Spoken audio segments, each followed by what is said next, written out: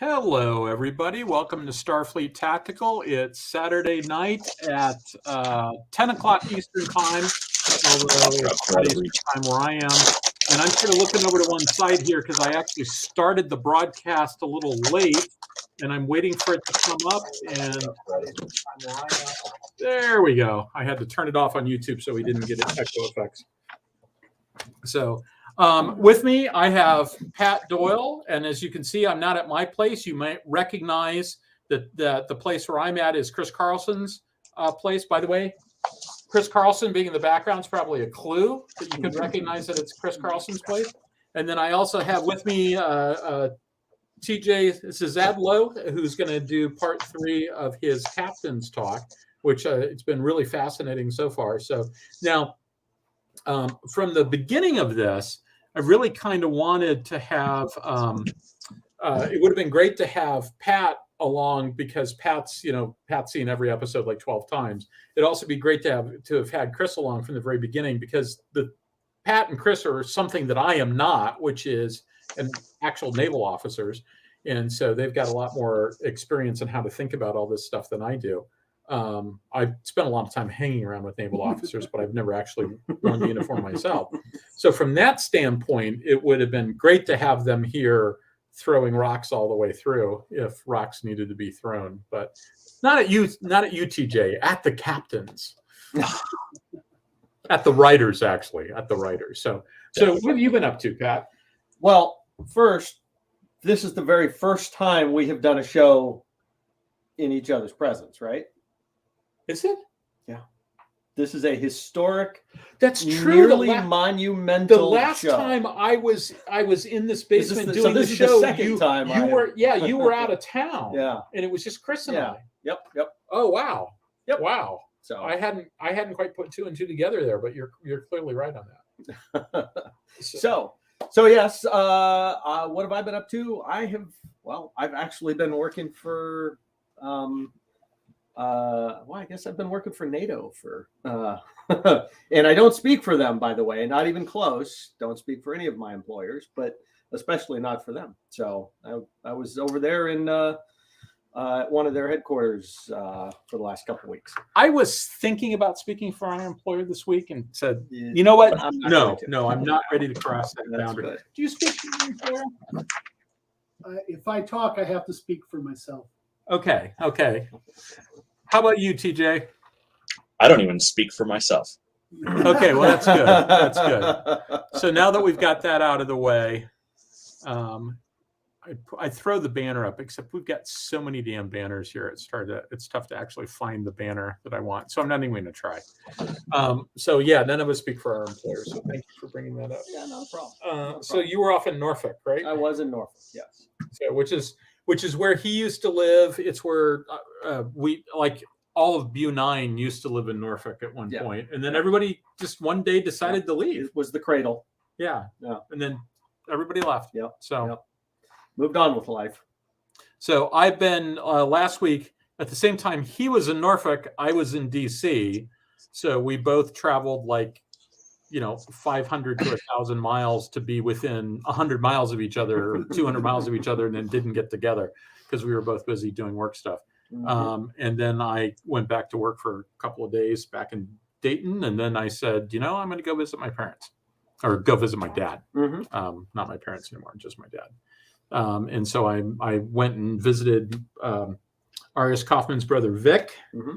Who lives in Chicago. That was last night. And then this morning I got up and drove to Minneapolis, which was interesting. There were a lot of cars in the ditch. Oh, yeah. A lot of trucks in the ditch. Yeah, especially the trucks. Yeah. 4-wheel drives are the most commonly viewed things in a ditch. Oh, I saw lots of semis. Oh, yeah. Must have been that windy, huh? Yeah. Slick roads and high winds are not a good combination. 55-mile-an-hour gusts. Yeah, lots of broken trees too. Yeah. So it's been unfortunately they're not airplanes and you can't do crosswind compensations in your controls. No. So something about roads. So did I miss anything back in Dayton? Because basically TJ lives about 20 miles from me. Is it that much? Ish. About 20 minutes. It's about 10 to 15 miles. Yeah, so we're practically neighbors. How's the weather been back there?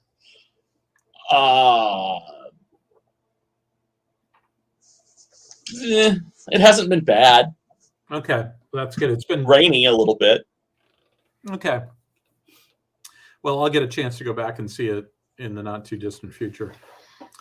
It's as you can see, it's a little bit problematic because this screen is about 2.5 persons wide, and we've got 3 people. So I can just do that out of the way too. no, it doesn't actually. No. I have to sort of lean over here, and so but it come back in.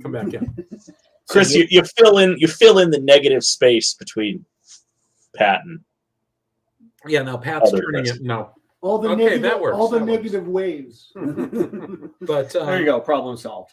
So Pat and I have been talking, and I've mentioned this on the show before previously. We've actually been talking about getting together and doing the show together in person, but we've been talking about going and visiting Alec and Pat and I doing basically a tour of the set, including having a conversation about what a bridge is in Star Trek and what the equivalent structure is on a U.S. Navy ship, but technically the pilot house, although people do refer to the bridge. About the Combat Information Center, because in Star Trek, you've got a bunch of functions that on a U.S. Navy ship are actually split into two different workspaces, and they've sort of put them all together. And so that's one of the things on our list of things to do is for the two of us to end up down in Atlanta and actually do that down there. So, but we didn't quite make that happen yet. That'd be fun to see. But since you now are going to be going to Atlanta on a regular basis, I need to just come up with an excuse to go down there. That's true. So, Yeah. So let's do that. So we can do that. I think we can figure that out. Maybe we could even dress in ill-fitting Star Trek uniforms. Actually, Ouch. I've never been into cosplay. I really think that people who do it are fantastic. I see all these great costumes and even the ones that aren't so great, it's like, hey, I'll give them an A for effort. I've just never really felt the need to do that. But if we did feel the need to do it, that would be it just occurred to me that a guy who's like running a movie studio might have some costumes. That would be interesting. We should I've think about that. never worn a Star Trek uniform. I have never worn one either, although I've seen a bunch of Star Trek uniforms because I did Star Trek The Experience, and they had like Oh yeah, I never even got to go to the experience. So. The experience was pretty good. It was a little pricey. There were 3 different events that you could do in addition to the museum part. Mm-hmm. So there was one where it was one of those hydraulic rides where you got a big full wraparound screen and you're doing this, et cetera, et cetera.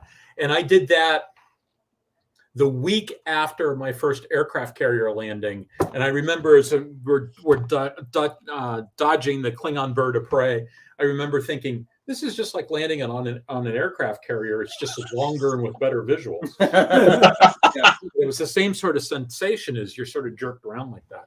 And then they did one where it was there were 2 parts of it. The second part of it was this lame 3D thing where you're sitting in the chair wearing the glasses and they blow air in your face and something pokes you in the back and squirts water at you and stuff like that. And it's really kind of stupid.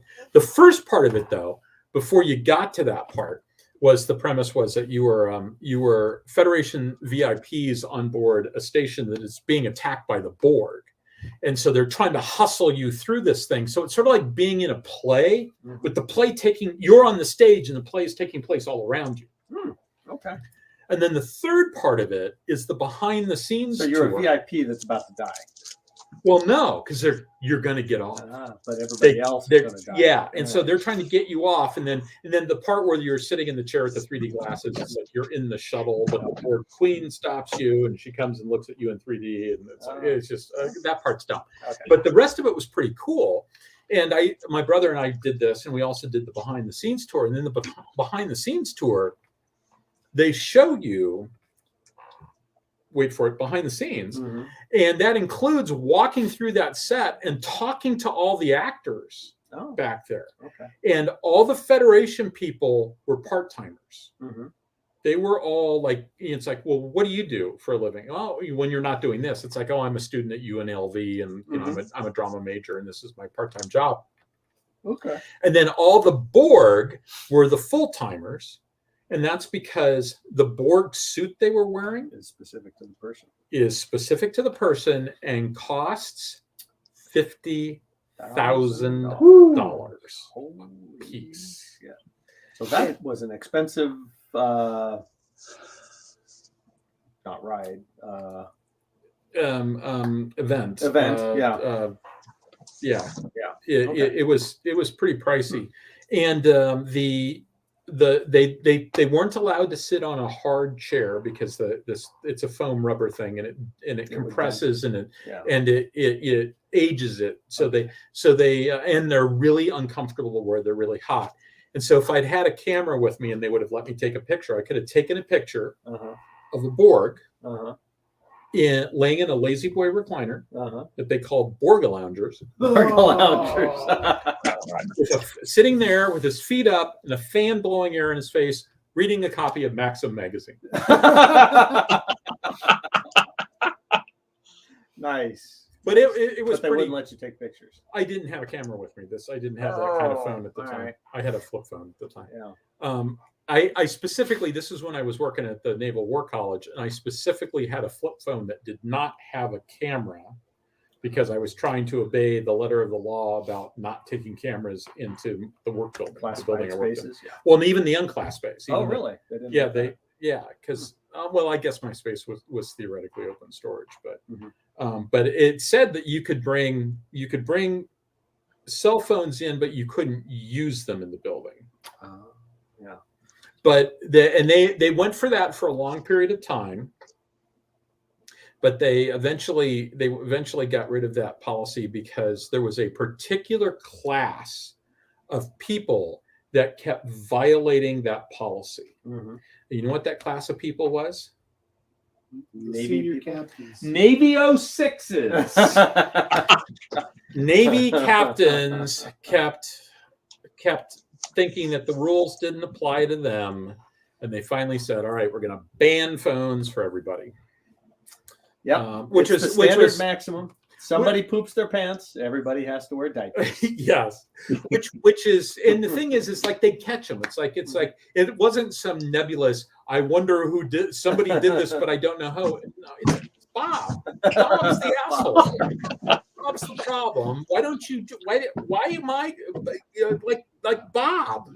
No, that's the Navy answer to everything. Well, maybe it was.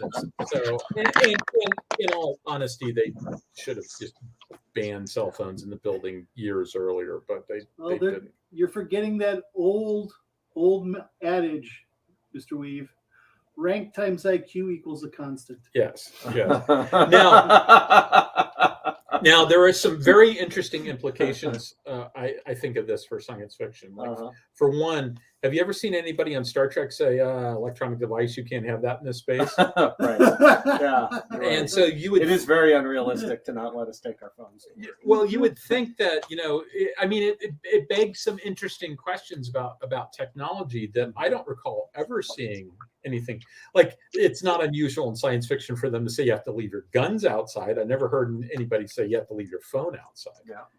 So I sort of wonder about that. Yeah, real life is very unrealistic. Starfleet computers get a lot of bad rap for occasionally getting hacked, but with very few occasions do we see serious important hardware fail. We rarely see the gravity plating fail. We almost never see the universal translator fail.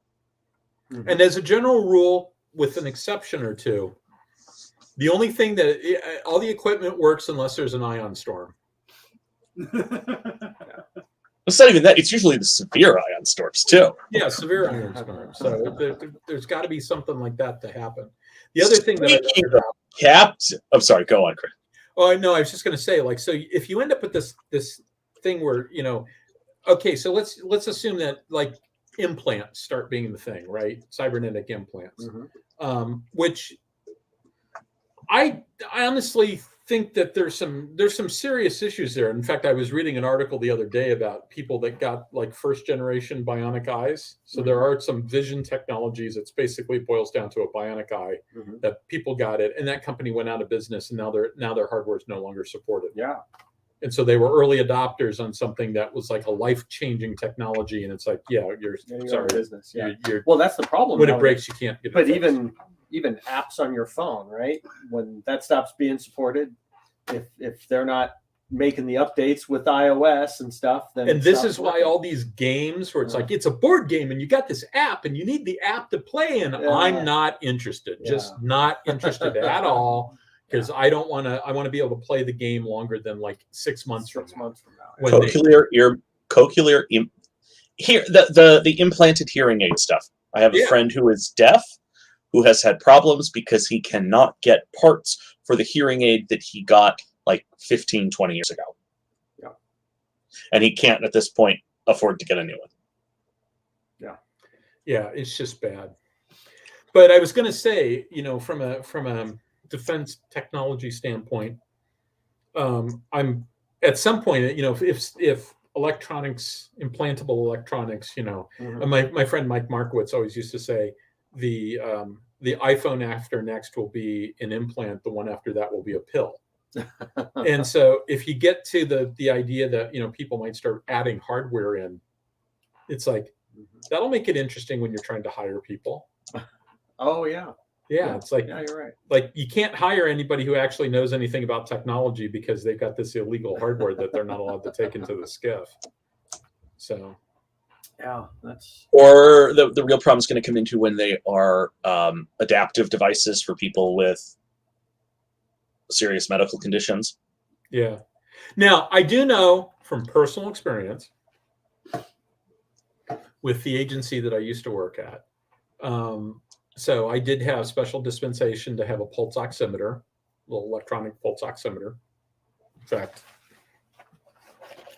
I thought I had one in my pocket. Maybe I don't. Which begs, I got one in the other pocket. So I did have a special dispensation to take this device into the vault. I had special dispensation to take a blood pressure cuff, electronic blood pressure cuff, into the vault. And when it came time to other things, they basically said, look, if you need it for medical purposes, we'll write a waiver. Like if your doctor says you need to have a two-way radio connected to your heart so that they can monitor you, we can work with that. We just need the specs. And we need to like write out the letter for you and stuff like that. Like Fitbits. Fitbits are potentially a big problem. My agency had a very lenient view about that sort of thing. They said, bring it in the original packaging with all the materials, etc. We will look it over and we will write you a special dispensation letter. Now you go to other parts of the community and they would have these signs saying, no Fitbit, and they didn't say we're looking at you, DIA, but I could read between the lines. So they can be good about stuff like that if they need to. So, but I spend a lot of time thinking about how those what ends up happening in situations like that when technology becomes ubiquitous, that you're at the point where like it's just always with you. At a level beyond just I carry a cell phone in my So are you pocket. going to have to leave your left arm at the door and gouge out your right eye? yeah, it's like so. But oh well. Yeah. So all right. So want to get started? Yeah, I was just going to say it's probably about time to do that. So let me bring up slide deck if I can find the cursor. And ta-da! All right, TJ, over to you. It's that way. That way. Okay. All right, other captains. What they tell us about Starfleet. Hopefully, we'll get to what they tell us about Starfleet tonight. This is the boilerplate. Arnie Holmes, American Rocket News, not a real news agency. Don't talk for my employer, past, present, future, or any other organization I may have been a part of. I'm not your copy editor. Typos, I think we found last time too. So we're going to, starting with Deep Space Nine. Chris pointed out that I actually missed a captain in here before the show. It was Pat. Pat, sorry. Yeah, so Pat goes, when we were talking before the show starts, and Pat goes, "Oh, so you're going to start off with J.G. Hertzler, who was in the first episode of Deep Space Nine." And TJ just looked at us for about 5 seconds and went, "Fuck." Yep.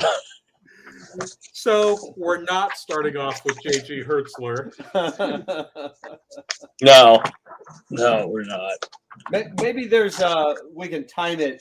You had to have been on screen for a total of more than 3 minutes and 35 seconds or something like that. Figure out how much Silva LaForge was on, and then see if Hertzler played a Klingon in the same series. Yeah, we'll just write that exception in there. So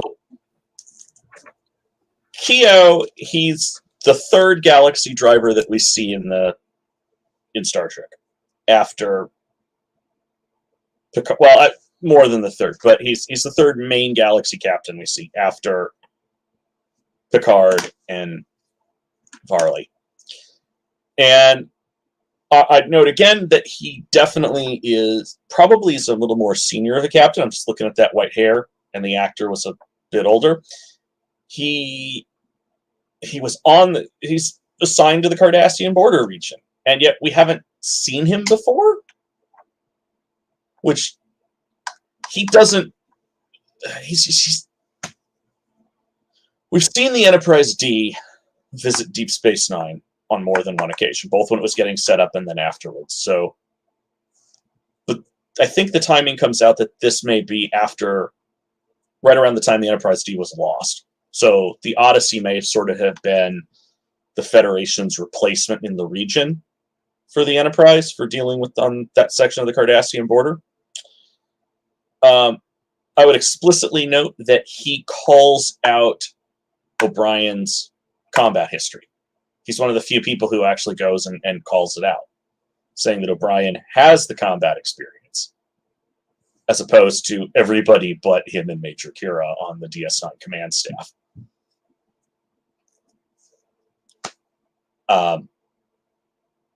He offloads all of his civilians before he goes into the Gamma Quadrant. And once he can't hold the shields, he throws his ship to give the runabouts time to get out. He knows that at that point he knows his ship is lost, and they almost still make it out, if not for the fact that the Dominion bug fighter suicides into the Odyssey. There's not a whole lot there other than he looks like he may very well have been cut sort of from the same mold as Picard and Varley, which is informative that the Federation was probably looking for a type when they were picking their galaxy commanders, and they had enough captains to fill the type. Any?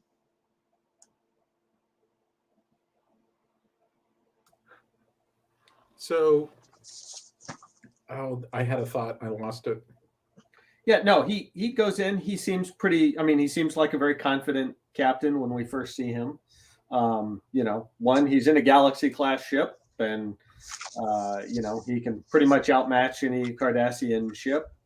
But yeah, he gives no appearance of being nervous or, concerned that this is going to be any big deal, because he's probably run a lot of dangerous missions in his career. And with the Odyssey, he's probably been in a lot of tight spots. So now, if I remember right, they did not offload the women and children, the civilians off of the ship, right? They did. Oh, they did. They explicitly offloaded all of the they explicitly offloaded everybody except for the personnel they needed on the mission. Okay. Okay, so how many original Galaxy class hulls were there? Not those ones that they sort of threw together for Six. Originally, it was 6. Yeah. Per Sternbach Okuda, it was 6 plus 6 extra hulls. Yep. Galaxy, Yamato, Challenger, Odyssey, Enterprise. Oh yeah. And I don't honestly remember what the other one was. And then Venture. And so of those, though, the only ones that are actually canon as a part of like the first 6 are Odyssey, Galaxy, Enterprise, and Yamato. Yeah. The others, those are the only ones we actually see named in the ships. Yeah, absolutely. And 3 of those die. Yeah. Well, all 3 of them, all the 3 canon ones are destroyed. Yeah. Right. So it wasn't, your odds were not good. No. But only one was destroyed with all hands.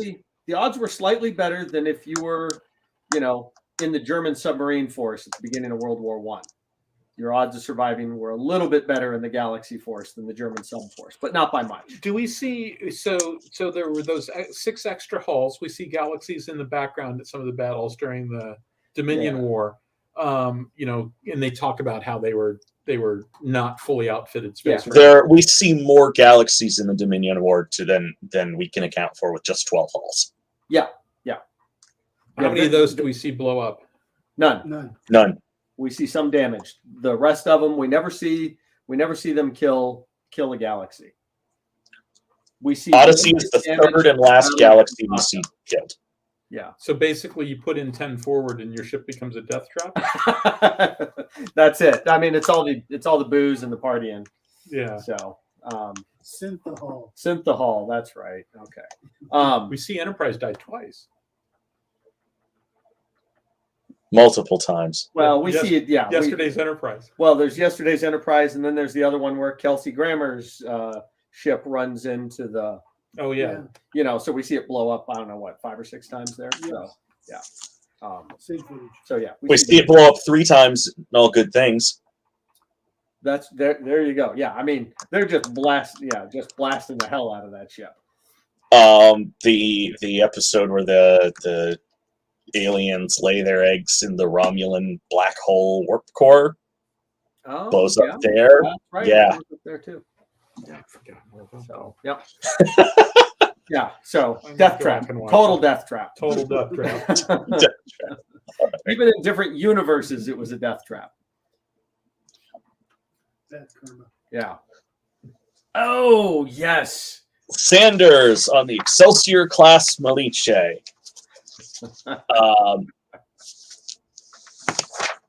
He's there pretty much for the express purpose of showing that Sisko's failure to catch Eddington is not Sisko's failure. Yes. The Federation sends him out. He's tough. He's competent. Eddington kicks his ass right away. Yep. Yeah, that's right. I enjoyed that episode. It's a very good episode. Anything with Eddington post his defection is absolutely fantastic. But Sanders is really only there to prove that it's not Sisko's fault. That's right. Yeah, great episode. Solok There you go. on the Tekumbra. Okay, so the original version of the notes for this slide were written before the Lower Decks episode Wesh Douche. So I'm doing all of my initial theorizing before we see a Vulcan science director at high command, whatever, ship outside of Starfleet in Star Trek in the modern era. But it's the third ship, as we develop this, to explicitly have either a majority Vulcan or an entirely Vulcan crew. You have the Intrepid from TOS with the immunity syndrome, and the Hera on TNG's interface. This sort of leads me to the thought process that in most of the in the other ships we see about 1% of the ship's crew being Vulcan, which comes in a little low if you think about how many Vulcans there are population-wise relative to humans in Starfleet, which makes me think that most Vulcans that serve in Starfleet are serving on majority Vulcan ships. And that acts as a sink for where is the Vulcan population relative to humans on the ships that we normally see.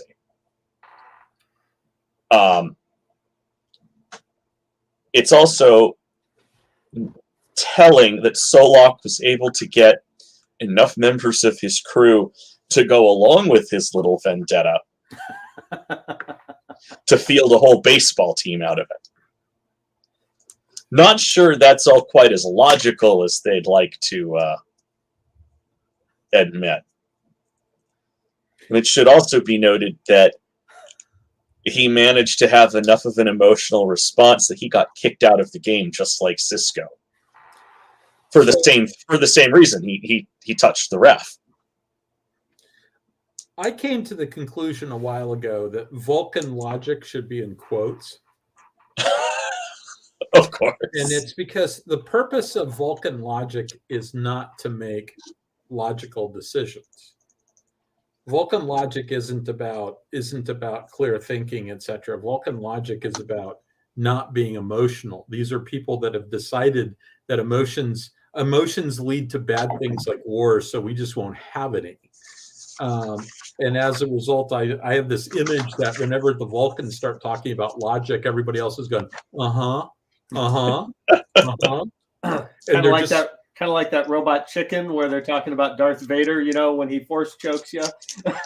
Oh, yeah. You got to pretend to die. Everybody is just placating the Vulcans that way. Yeah. So I think they're just humoring the Vulcans, and so it doesn't surprise me that they, something like that happens. Yeah. And okay, so let's put a better spin on it, right? There's the we can put a more positive spin on it.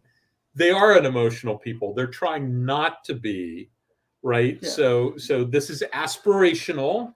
Well, they're not robots. This is actually what I thought the first JJ Star Trek movie. I thought one of the things I thought they did well was the first 15 minutes before they were adults. Beats that guy up. Well, as the little kids. Yeah. Like the first 15 minutes of the movie, I really loved that. Like you chop that out and just it's a fan film short of origins of the of our two favorite characters, right? But his explanation, to Spock of hey, you've got to keep that stuff under control, and he kind of explains some of that basic Vulcan stuff to Spock. I thought that was really well done. So I should go back and rewatch them. Yeah. Well, I mean, or at the very least those first 15 minutes. Yeah. Yeah. The first and the third were good. Yes, the first and the third were good. There's a couple silly spots in each of them, but overall, I enjoy it. I actually rewatched the third one a couple of weeks ago, and still. Oh yeah, Beyond is definitely. Yeah, Beyond's like a real Star Trek episode. So it is. It really is. So yeah, it was. I should go watch it. Yeah. Okay. Ready? Yeah, but I enjoyed this episode a lot. That was also a fun character episode. Yep. Hello, Donnie. So Donnie said hello. Jordy. I've heard of him. Yeah, there's not a whole lot to say. Okay, a lot to say in this. It's Geordi LaForge. He absolutely understands what Harry and Chakotay are doing, and acknowledges it. But he's got his job to do, and it's not really.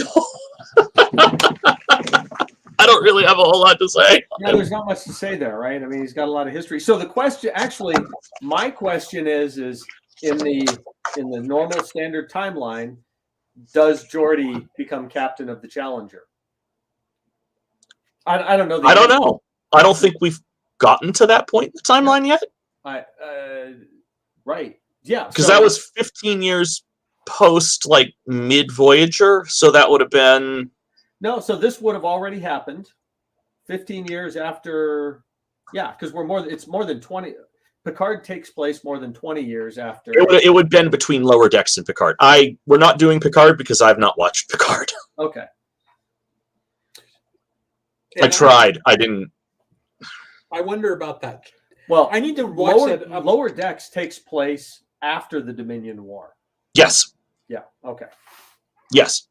Okay. Just wanted to make sure we were in agreement on that. Right. Lower Decks takes place in starts 6 months after Nemesis. 6 months to 3 years after Nemesis.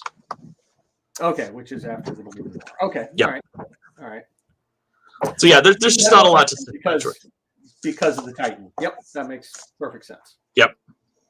I need to watch this episode again because I'm looking at that picture of him and I'm having that doesn't look like a galaxy bridge to me. It could be from his ready room. Could be. I don't know. Yep. And they lay out the bridges differently on various ships. Right. The bridges are supposed to be modular, so you can just pull one off and slap a new one down.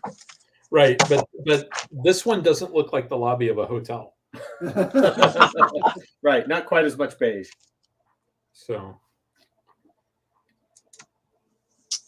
and our second and final Voyager captain that slips in is Ransom on the Equinox. Oh yeah. And a lot has been said about Ransom. And it makes a degree of sense that not all captains would sort of go bipolar like Janeway did. Because there is a charitable reading that at some point, like season 3, by the time you get to season 3, and they started having to deal with the Borg, that Kate Mulgrew, and actually, I think she actually commented that she started playing it that way, that because they were inconsistent in how they were writing Janeway, she started to play Janeway as a bit bipolar. And a little bit unstable. And he definitely falls into the I'm getting my crew home at all costs. They can throw me down at the penal colony in New Zealand after I get my crew home. Yeah. Yeah. And he does that after he's lost a significant number of his crew. it does beg the question, though. Captain is authorized to preserve the lives of his crew by any justifiable means. If mass murder counts as a justifiable means, I think the good question is, give me an example of not a justifiable means, an unjustifiable means, right? Where's that limit? Well, we see Captain Ron Tracy. He kills off a whole bunch of people, right? In one of the original series episodes. Yep. Yeah. Omega Glory. But no, Ransom's interesting. But remember, his ship is different. He's in this tiny little science ship, essentially. Yeah, he's in a ship that's like a third or a quarter of the volume of Voyager. Yeah. And it is a beat to hell. Yep. It's a small ship. It's not a combat vessel. It's probably a replacement for, the Oberth class, right? So presumably it could wipe the floor with an Oberth, right? But relative to the other ships in that era, it's still a very small, lightly armed, so being stuck out, and it's probably for short range missions, right? It's survey That's missions what it was. in Federation space.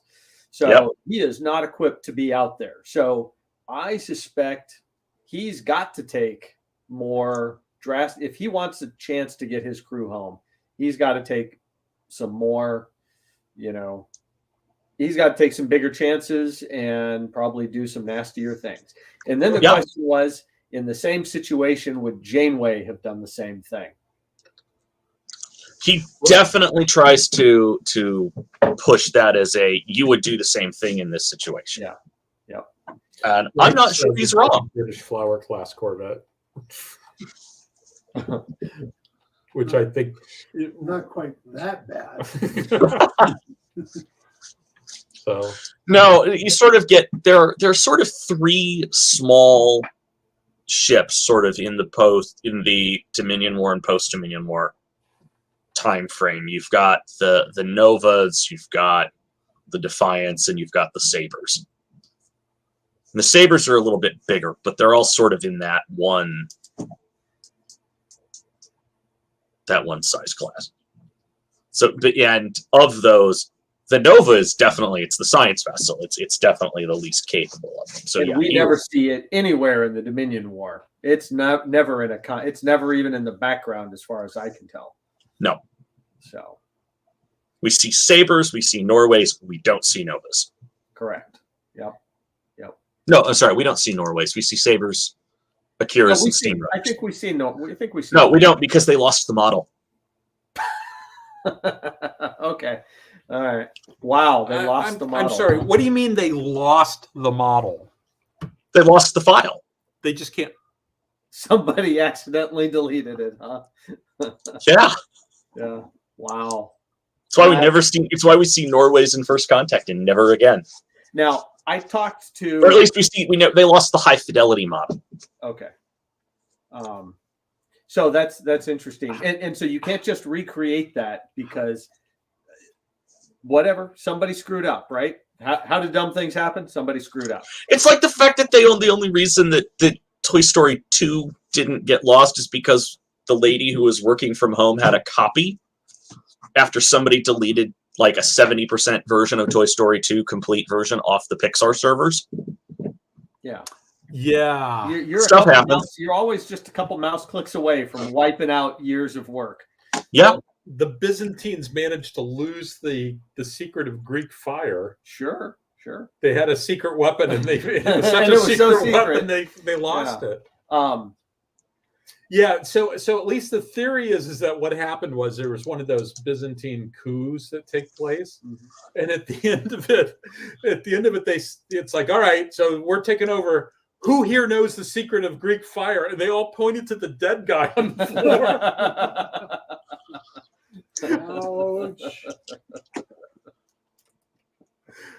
Yeah. Oops. All right.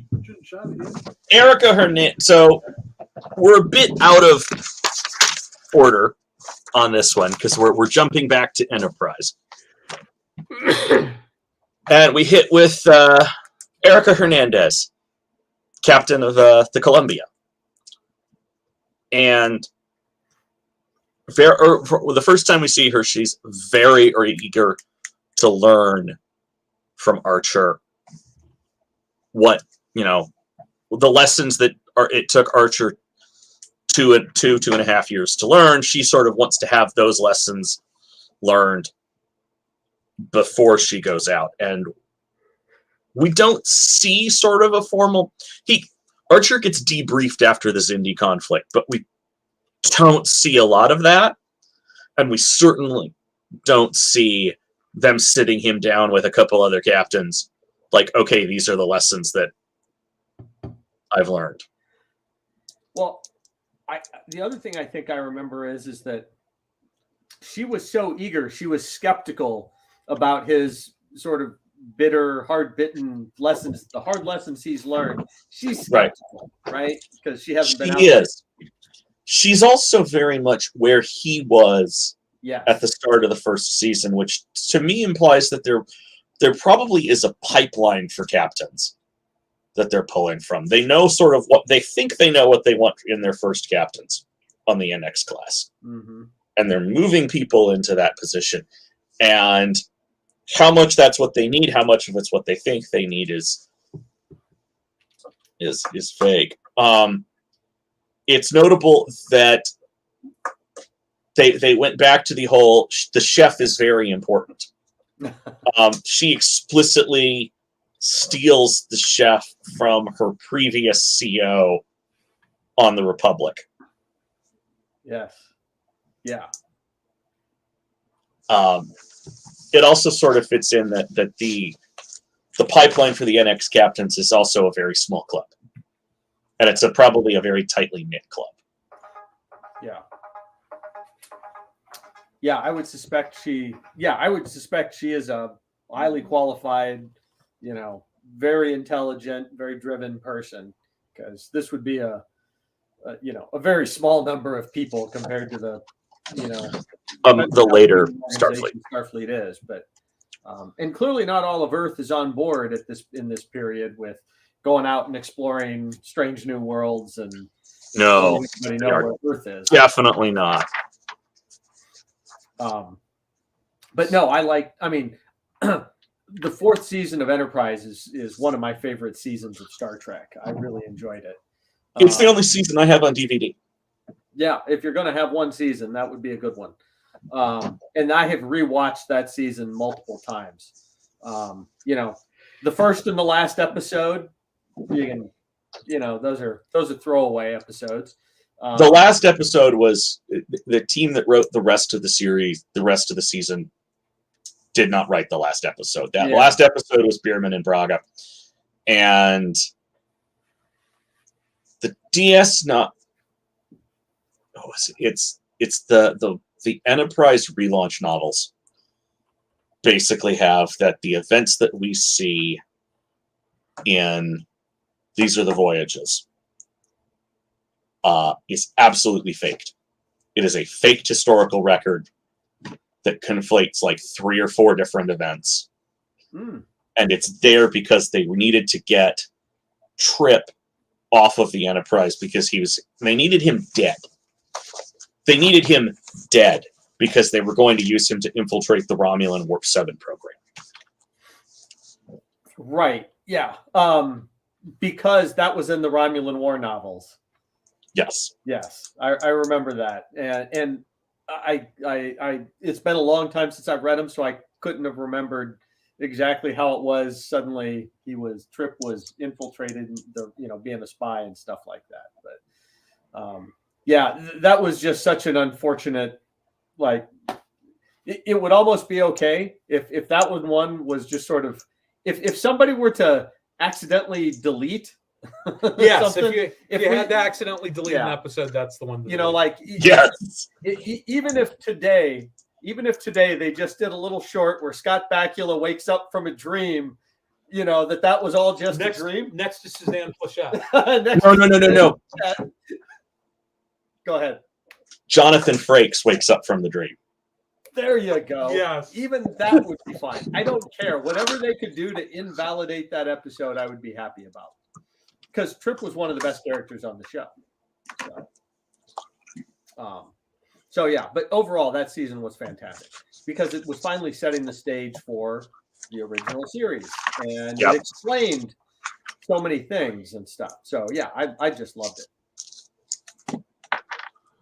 Yeah. So yes, and I see what Wright wrote. Yeah, I just ignore the last episode. As far as I'm concerned, it didn't happen. Yes. It didn't happen. I don't even know what you're talking about. What were we talking about? Something? So Durango, one of our first. I think he's our first Tellarite captain. Yes, I think you're right. On the Merced. Well, Starfleet, because I believe Starfleet Tellarite captain. Yeah, yes, I believe they kill off a freighter captain in Enterprise. I don't know if we see the actual captain, though. I don't think we do. Yeah, but not Starfleet. Yeah, but not Starfleet either way. I couldn't find my transcripts when I made the slide, so I didn't get any quotes from him. He is definitely, but he definitely butts the engineers and the engineers and the science teams are butting heads in Moist Vessel. The California class have 3 different types. There's the command type, science type, and the engineering type. The Cerritos, our show's ship, is the engineering type because it goes and does the second contact. Durango's Merced is the science type, and they've been doing the investigation. So he's butting heads with Freeman throughout the whole episode and loses his ship for it. For all of the comments on the Oberth, California's don't do too well sometimes. Yeah, I think the California class is kind of also probably what the Miranda class was out doing, you know, in the movie era and stuff. Well, my personal theory is that the Californias actually are the replacement for the Mirandas. Yeah, I think that's a both reasonable in numbers and in missions. Uh-huh. And it's sort of the Californias represent the recapitalization of Starfleet following the Dominion. Yeah, new class, post-war class. Yeah, because you probably have to replace, because we see Miranda's just being picked off like left and right. Yeah, I mean, Dropping like flies. the Dominion War had to prove like, no, we're just killing people if we're putting these things are in combat. These are death traps. These should be nothing. Yeah, they don't belong in a modern war or a modern environment at all. So yeah, I think by then I should be your age. What's that? There was some show on the History Channel I remember watching. It was a tank show, and they had a lot of stuff from World War II. And it was funny listening to things change over the course of the war, because you'd have an episode early on, and they'd say like the Pershing with its powerful 75 millimeter gun, and then there's one from late in the war. It's the Pershing with its wimpy 75 millimeter gun. Yeah. Well, you know, it's like if you ever played Civilization, right? You know, hey, you've just discovered fire. You learn to bang some rocks together, and then someone carpet bombs you with B-52s. You know, like you think you're really far along and you're making good progress, and there's somebody who's a little farther down the road than you. And Rob notes, because I worked with Rob on building this presentation. He had a lot of feedback in that Durango and Freeman are both looking to get recognition outside of just having successfully completed the mission. They're looking to for promotion onto bigger and better things. Oh yeah. Okay, that's a good point. Anita Ramsey, temporary captain of the Cerritos, full captain of the Oakland. She's there as a reference for Mariner's character development. Someone who went through the academy with her, and Mariner is still an ensign, and Ramsey is a captain. Yeah. So, yeah, and my understanding is Mariner was at least a lieutenant commander and just got demoted for some reason, right? Is that the I don't know. I'm still not clear on that backstory. Mariner at least made it up to lieutenant once or twice, probably. So clearly, a Starfleet is a place of second and third chances. Yeah. So. Definitely she was, when doing this, was looking to recruit Mariner as well. Mm-hmm. And Captain Ramsey was proving to be very competent, had sort of built a team around her to help her to work for stuff. Whereas Freeman sort of is. Freeman has a team, but it's not as. Ramsey's team is a team that gets parachuted in to take over on the Cerritos. Okay.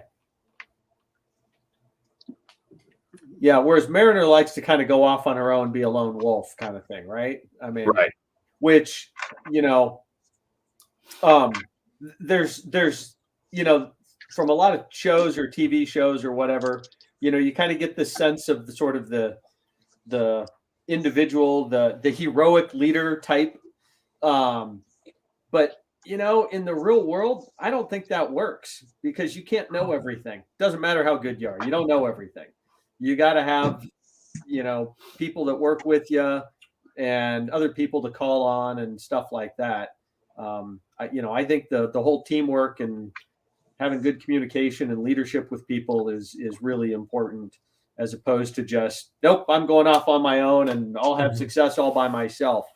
I mean, none of my experience in the Navy would lead me to believe that, you know, I could just sit there and get all these big projects done all by myself. It's never been like that. So there's always somebody who points out some other thing you haven't thought of. And if you think you've thought of everything, you're fooling yourself. Either that or everyone's just blowing sunshine up your ass. Or yeah, Could be both. could be both. Yeah. Yeah, it's my opinion. This is purely my opinion. You don't want to set up an environment where people are afraid to tell you the truth.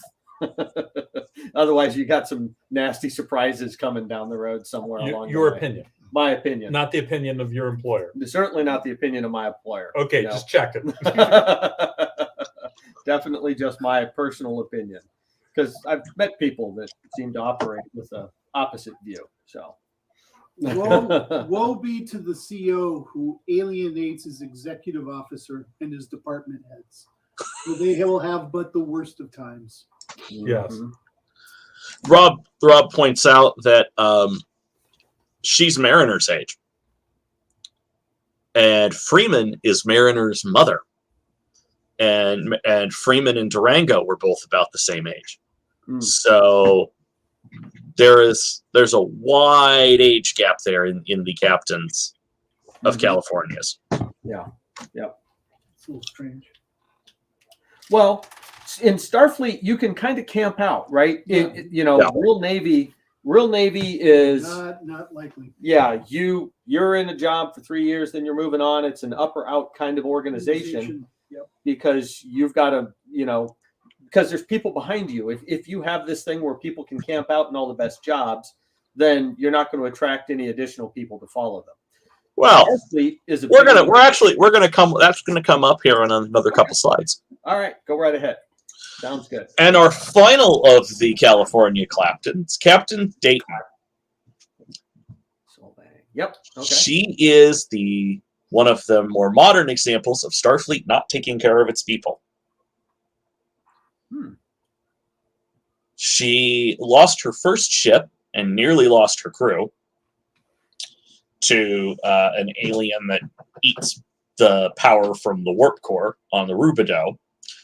And less than 3 months later was back out on another California with the same crew and lost with all hands to the Packlins.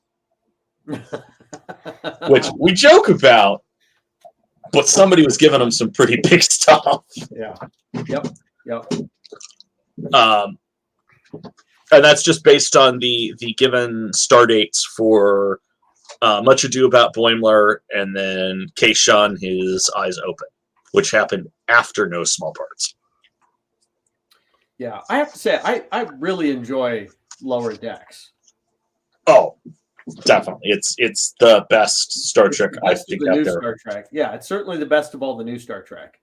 It's I don't like the Orville. it's better than the Orville. It's better than the Orville only because they have this rich history to draw from. Mm-hmm. They don't have to rebuild. And Chris, your head is completely off frame. So you say that like it's a problem. Fair enough. I've always said I have a face for radio.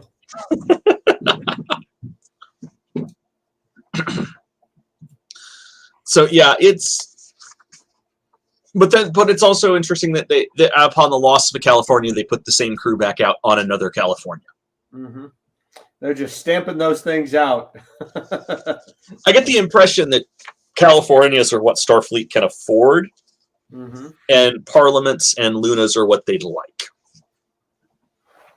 Parliament class, we see it in season 1. Okay. It's like halfway between a California and a Luna.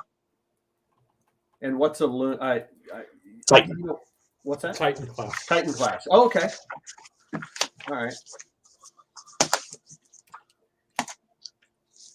Brings us to William. Okay. It's sort of he camped out in the Enterprise first officer position. Yep. For way too long. Yep. He camped out there for like a decade and a half. When you do the math. Which sort of makes me wonder. My pet theory is that Picard what makes the Enterprise the Federation flagship? Picard makes the Enterprise the Federation flagship. He's a captain who acts like an admiral a whole lot of the time, or at least in charge of various sector control missions. And well, if Picard's the admiral, does that mean that they're sort of like keeping Riker as the as sort of the backup captain on the Enterprise. Yeah. And then post Dominion War, it's very much a Riker gets called out on parking in his position, both by Shelby and by The Admiral. Shelby, Nechayev, and there's somebody Jellicoe. Mm-hmm. I think I'll call him out on sort of having parked in that position. Well, and I get the impression that maybe Starfleet's like, up and out doesn't exist, but you need to go up around. And the Admiral in Best of Both Worlds. The guy who plays the Admiral at the beginning of Best of Both Worlds, he sits down with Picard and says, hey, you need to kick his ass out of here. He's about to get run over by all these up and coming, commanders and lieutenant commanders and stuff like that. So we pulled out the chair for him like 4 times, and he hasn't done it. You need to give him a kick in the ass. Yeah. So yeah. And maybe they let him stay on the Enterprise D for a while just because they needed somebody who could fill in if Picard cracked following the events of the Borg. At some point he burns out, right? Yeah. It was obvious that Jonathan Frakes had a whole lot of fun doing the voice acting for those episodes when he shows up. Yeah, and those were fun episodes. Oh, very fun. Did he do the chair thing? Yeah, I think so. I don't think we see him sit down. Yeah. I don't think we see him sit down, so we don't get to see him. Because there's a parody animated thing of him doing the chair thing. It's the Riker maneuver. The Riker maneuver. Right, and Jonathan Frakes did it because he has a bad back. Yeah. Okay. And he's tall enough, it's easier for him to swing his leg over the chair if he has to do like 10 takes of a scene than to pull the chair out and sit straight down. Okay. Huh. Oh, I didn't know that. Yeah. Now, and it's the funniest thing I always found about that wasn't when he was like going to sit down. It's when he was standing up to leave afterwards. He'd do it backwards.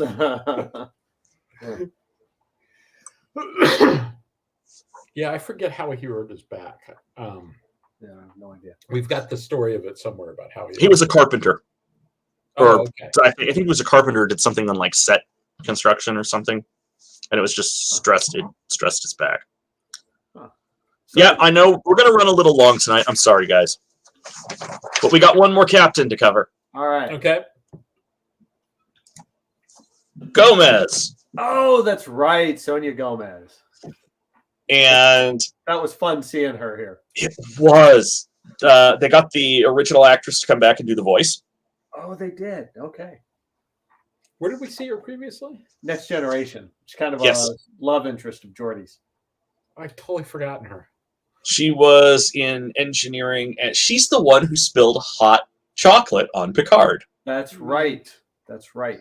Which is why we get the first line, because we get one of her crew stumbles on the bridge and drops a stack of pads. And the crew member is absolutely embarrassed. And she's like, don't worry about it.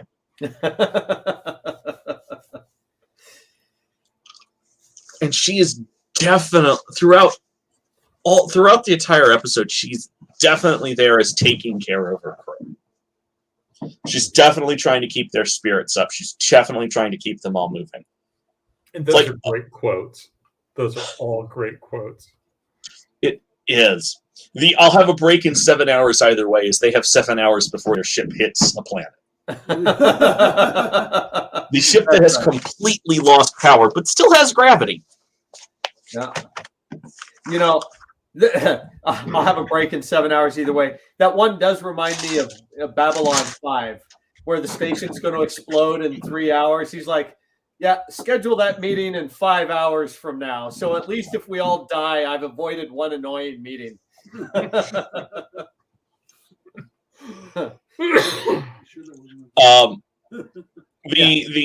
Obena class looks a lot like an Excelsior, but it's bigger. Okay. And the saucer section is different. That was a cool looking ship. It was. It's like they took an Excelsior and crossed it with the Sovereign. Okay. Yeah. So that was Obena class. All right. Yeah. Do we hear that it's called an Obena class in there, or is that just from some Bravo canon, Beta canon? Commentary. Okay. A comment, I think, from one of the producers on Twitter. Okay. All right. Cool. It's bigger than the Excelsior too. Okay. Yeah, and Excelsior, another class of ship that needs to get replaced, and so quickly. yeah. Whatever design firm designed the Excelsior designs the Obena. Bidding on is a pet theory. Are you gonna do a briefing on all the admirals so we can kind of get a tally of how many are corrupt?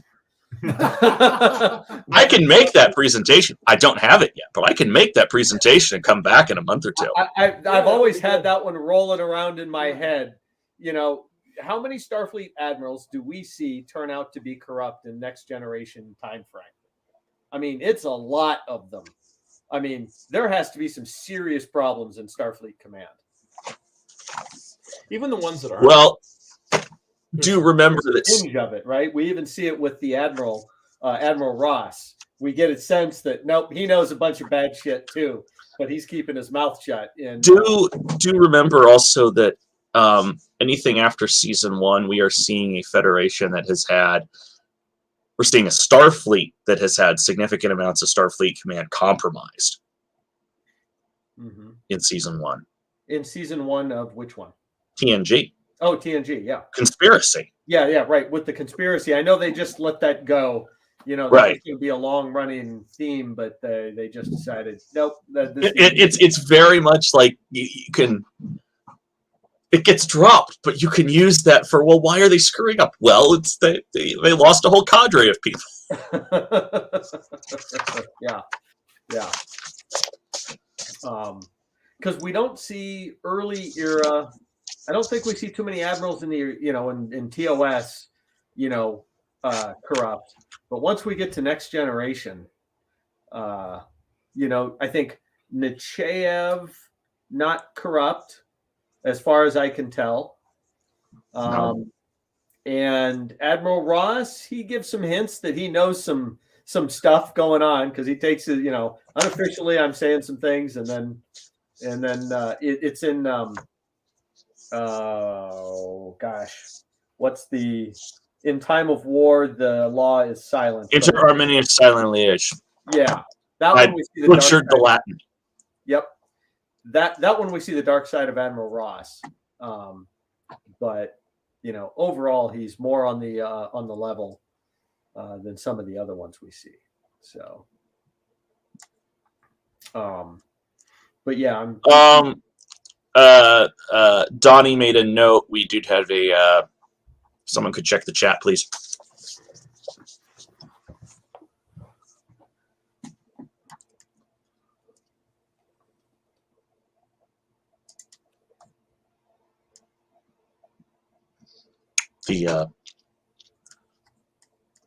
Anyway,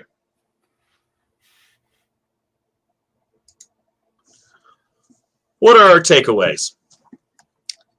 We've got a variety of backgrounds, but different ship assignments do tend to get different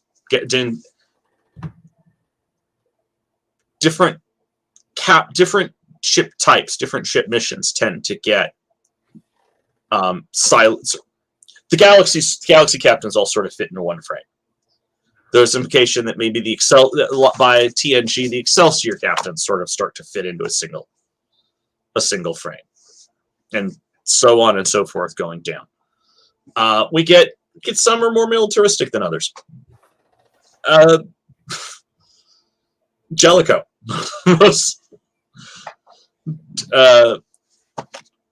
Gosh, I had this up. Jellicoe, Maxwell, Keo all have combat experience. So you get some that are more militaristic, some that are less militaristic. And Starfleet sent a captain out who lost her ship 3 months prior. How much of the loss of Solvang was because Captain Dayton and her crew weren't actually ready to go back out there. Now, act of fiat that you've got the Pakleds with Klingon technology running around, but not sure they were all ready for that. And then you look at Maxwell. So not sure Starfleet's doing such a great job on making sure their captains get the help they need. Well, and I think Starfleet is a much bigger organization. Well, so there's a little bit of beta canon info that says maybe Starfleet's 7,000 or 8,000 ships. But at least by the time of the Dominion War. Now there's nothing official that says. Oh that. God, we have no idea how big Starfleet is. We have no idea. There is some pretty good info though. Someone wrote up actually a Dominion War booklet or something for like role playing game. Okay. Just clearly watched it in detail. Went through the entire Dominion War, added explanation to things that were throwaway lines throughout Deep Space Nine. Anyways, pretty well done. But in that one, they speculate 7,000 or 8,000 ships. And that's not too far off, I think, given some of the numbers that we see engage in combat. Right? I mean, the Battle of Deep Space Nine is 600 Federation ships. So. That's almost 10% of Starfleet by that time, based on those numbers. And that's so a big fleet. So because if Starfleet was only 6, and that's only one of the fleets, I think, or elements of a couple fleets. So, I don't think it's an outlandish extrapolation to say 6,000 to 8,000 ships. But if you think about it, that's a huge organization. You multiply that by 300 to 400 per ship on average. That's a lot of people. Then you throw all the star bases and training and yet that's still a really small percentage of the total population. Yep, exactly. That's a vanishingly small percentage of the total population. Yep. Now, thanks to Lower Decks and the confirmation that the Vulcans have a fleet of independent ships, we can start saying that, well, maybe not all of the spaceborne presence is handled by Starfleet. Mm-hmm. Right. So that sort of helps with the vanishingly small numbers problem. Mm-hmm. Yeah, doing other auxiliary things and research, because even within Federation space, there's still tons of things to do research on and stuff like that. Right. I mean, they can't have cataloged everything. Well, the Vulcan cruiser in Weish Douche is more capable, clearly, than a California. Mm-hmm. There was our chief engineer's ship, or the chief engineer on Cerritos, his mommy's ship, the planet of the cosplayers, planet of the Ren Fair players. That's also another powerful ship sort of there. Yeah, I actually need to go back and rewatch all the Lower Decks episodes. I think that'll be fun. Oh, I definitely. need to do that too. I haven't watched any of them actually. Yeah. And right, space is big. It's really Space really is big. Yeah. But the Enterprise should not be the only ship within 3 light years of Earth. Or the whole quadrant, as it was. Like, that was justification in the first 5 Star Trek movies. So at least only quadrant meant something totally different. Yeah. Only 1 and 5. Only episode. Only the motion picture and the Final Frontier. Nope. Motion picture, Wrath of Khan. We're the only ship in the quadrant. They were on a training patrol. They weren't at Earth. Sure. No, but they were. My point is there's a little problem inside Federation space, and the Enterprise on a training mission is the only ship that can be sent. And then yes, okay, that is problematic. Then it gets stolen, and they sabotage the only other functional ship That could catch it. That they think could sabotaged catch the it. Excelsior. And then 4, there's no ship because they built a new one. And then 5, they're the only ship around. And then 6, obviously, that's one where they're legitimately, nobody makes a reference to being the only ship around. It's just they'll think twice about attacking Captain Kirk. Yeah. So, yes. In Phillips. the where there was Tommy comes through in the it was clutch. the only ship around, except for 6. Wow. Donnie comes through in the clutch. Andy Billups, chief engineer on the Cerritos. Oh, that's right.